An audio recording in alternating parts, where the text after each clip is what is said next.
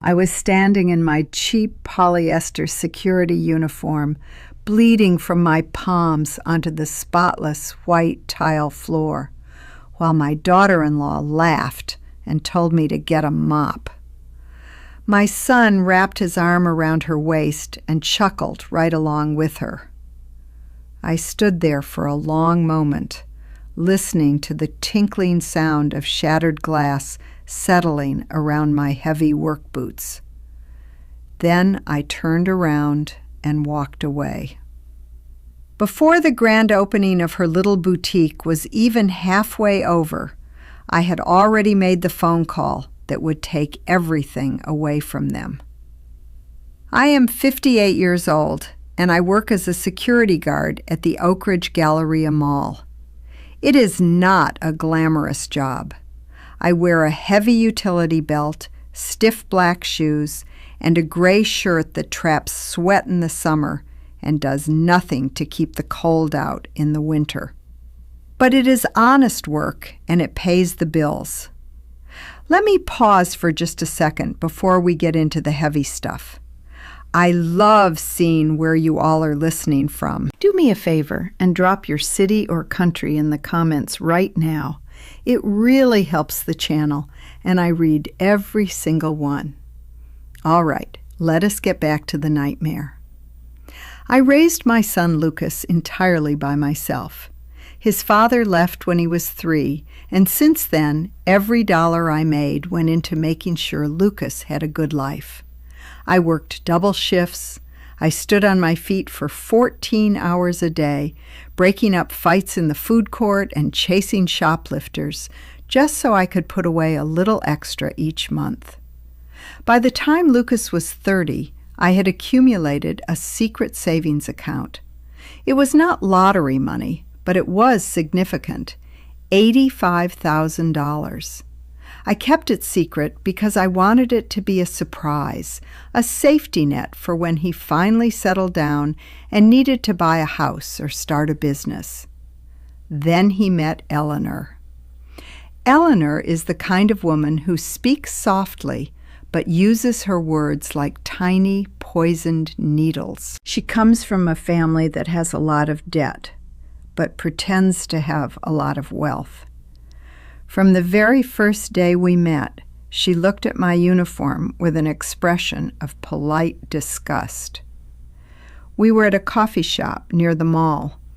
I had just gotten off a 10-hour shift, and my feet were throbbing. Eleanor looked me up and down, let out a small sigh, and asked if my job was dangerous or just deeply unfulfilling. Lucas laughed. He told her I just walked around telling teenagers to turn their music down. I swallowed the lump in my throat and smiled. I told myself she was just nervous. I was wrong.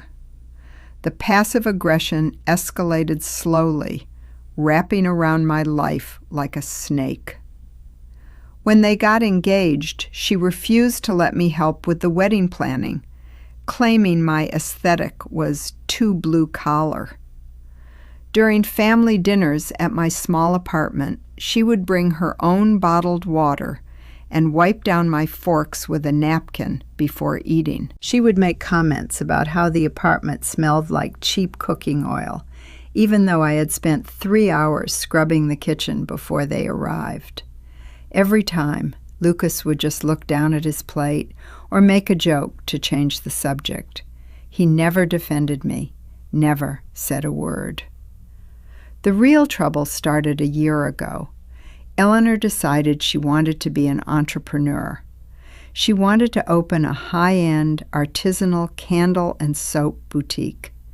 She found a commercial space right inside the very mall where I work. The rent was astronomical. The build-out costs were absurd. Lucas came to my apartment one rainy Tuesday night, pacing back and forth in my living room, rubbing the back of his neck. He told me they were denied the business loan. He looked panicked. He said Eleanor was threatening to leave him because he could not provide her with her dream. That was when I told him about the account. I told him I would be the silent financial backer. I would sign the lease guarantor paperwork, pay the $50,000 deposit, and cover the first 6 months of rent. But I had one strict condition. Eleanor could never know the money came from me. I told Lucas to tell her the bank finally approved the loan. I knew that if Eleanor found out the dirty mall cop was funding her luxury boutique, she would resent me even more. Lucas agreed instantly. He hugged me, crying, calling me the best mother in the world. For 6 months, I secretly paid for the imported Italian display tables, the custom lighting, the inventory. Every invoice went straight to my private email. Then came the grand opening. It was a Saturday afternoon. The mall was packed. I was on shift, but my supervisor let me take my 30-minute break early so I could go see the store.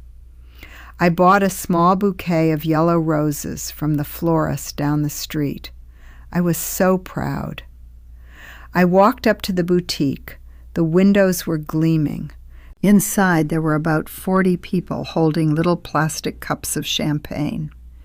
Eleanor was wearing a white silk dress, looking like a magazine model. Her wealthy friends were gathered around her. I stepped inside. My boots squeaked on the pristine tile. The smell of lavender and expensive wax hit my face. I walked toward Eleanor, holding out the roses. She turned and saw me. The smile vanished from her face. She looked at my uniform, then at her friends, then back at me. Her friends were staring at my security badge and my heavy radio. Eleanor stepped right into my path, blocking me from entering the main display area. She kept her voice in a harsh whisper. She asked what I was doing there. I told her I came to congratulate her. She leaned in close, her perfume suffocating me. She said this was a private, high-end event, and that having a sweaty security guard wandering around was ruining the aesthetic of her brand. She told me to leave the roses on the checkout counter and go back to the food court where I belonged. I felt my chest tighten. I looked past her and saw Lucas standing near the register. I caught his eye. He saw what was happening. He took a sip of his drink and looked at the ceiling. I felt a tear prick my eye, and I stepped forward just a little, trying to move past her to get to my son. Eleanor planted her hands on my shoulders and shoved me backwards. It was not a tap. It was a hard, physical shove. I lost my balance. My heavy boots slipped on the polished floor. I fell backward into a large tiered glass display table filled with heavy glass perfume bottles and candles. The crash was deafening. The table collapsed. Glass shattered everywhere. I hit the floor hard, instinctively putting my hands out to catch myself. The sharp edges of the broken bottles sliced deeply into the palms of both my hands. The entire store went dead silent. The music seemed to stop. I lay there for a second, the pain shooting up my arms. I looked up at Eleanor. She was staring down at me, her face flush with anger. She did not ask if I was okay. She did not offer a hand. Instead, she let out a loud, theatrical laugh. She looked at her friends and said, "Wow, mall security is really clumsy today." Then she looked down at me, pointing at the blood dripping from my hands onto her floor. She told me I needed to go get a mop because I was ruining her grout. I looked at Lucas. He walked up beside her. He looked at the broken glass, then at my bleeding hands. He put his arm around Eleanor's waist.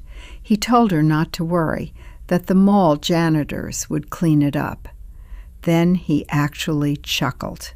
He chuckled at his mother, bleeding on the floor. A coldness spread through my veins. It was not rage. It was absolute clarity. I pushed myself up off the floor. I did not say a word. I left the roses in the pile of broken glass. I walked out of the store, leaving a trail of small red drops behind me. I walked straight to the mall management office. The leasing manager, David, is an old friend of mine. I bypassed his secretary and walked into his office, wrapping paper towels tightly around my bleeding hands. He jumped up, alarmed. I sat down in his guest chair and asked to use his phone. I called my bank. I canceled the wire transfer that was scheduled for Monday morning to cover the next 6 months of the boutique's rent. Then I looked at David. I told him I was officially withdrawing as the financial guarantor for Eleanor's boutique lease, effective immediately. The clause in the contract allowed me to pull out within the first 30 days without penalty. David looked shocked, but he processed the paperwork right there in front of me. After that, I went to the mall clinic, got 7 stitches in my right hand and 4 in my left, finished my shift, and went home to my apartment. I turned my phone off. I sat in the dark living room, staring at my bandaged hands, thinking about the sound of my son laughing. Sunday morning, I turned my phone back on. There were 0 messages. Lucas had not even bothered to call to see if I needed to go to the hospital. Monday afternoon, my phone started vibrating violently. It was Lucas. I let it ring. He called 6 times in a row. Finally, I picked up. He was screaming on the other end. He said the mall management had just locked the doors to the boutique. He said the landlord told him the guarantor had pulled out and the lease was terminated for lack of funds. He demanded to know if I had forgotten to send the wire transfer. I spoke very quietly. I told him I did not forget anything. I told him I canceled the transfer and pulled my name off the lease. The silence on the phone was heavy. He started stammering, asking why I would do something so insane. I told him I refused to financially support a woman who pushes me into broken glass and tells me to get a mop. And I absolutely refused to support a son who stands there and laughs while his mother bleeds. He tried to backtrack. He said Eleanor was just stressed about the opening. He said it was an accident, that she was just trying to protect the inventory. He said I was being too sensitive and trying to make her big day about myself. I listened to his excuses, each one sounding more pathetic than the last. I told him he should have thought about the rent money before he wrapped his arm around the woman who assaulted me. He begged me to call the leasing office. He said Eleanor was hyperventilating, that her friends were still in the parking lot watching the locks get changed. I told him to tell her to get a mop, and I hung up. Over the next 2 weeks, my life became very quiet. I went to work. I patrolled the mall. Sometimes I would walk past the dark, empty storefront where the boutique used to be. The glass was cleaned up, but the space was entirely vacant. Eleanor tried calling me from different numbers. She sent long, manic text messages, oscillating between calling me a jealous, toxic old woman and begging me to fix the mess I created. I never responded to a single one. Lucas finally showed up at my apartment late one night in November. It was raining. He looked exhausted, his hair messy, his clothes wrinkled. I opened the door but left the chain on. He put his hands against the doorframe and looked at my bandaged palms. He started crying. He told me Eleanor had left him. She moved back in with her parents the moment she realized there was no secret bank loan and that all the money had come from my security guard wages. She told him she could not be married to a fraud. He looked at me with red eyes and asked how I could destroy his marriage over a misunderstanding. I looked at my son, a man I had given my entire life to, and I felt nothing but a deep, sorrowful emptiness. I told him I did not destroy his marriage. I just stopped paying for it. I closed the door and locked it. It has been 3 months now. I still work at the mall. The cuts on my hands have turned into thick white scars. Sometimes they ache when it gets cold, but every time I look at them, I am reminded of the price of clarity. Lucas is living in a cheap studio apartment on the edge of town, working 2 jobs to pay off the personal credit cards Eleanor maxed out before she left. I still have $85,000 in the bank. I plan to retire early. I survived a lifetime of hardship, and I survived the cold betrayal of my own son. And the only thing I regret is not walking away sooner. If you made it to the end of this story, thank you for sticking with me. Leave a comment down below and tell me what you would have done in my shoes. Would you have paid the rent, or would you have shut it down? Make sure you hit that subscribe button for more raw stories and click the video on your screen right now. You do not want to miss the next one.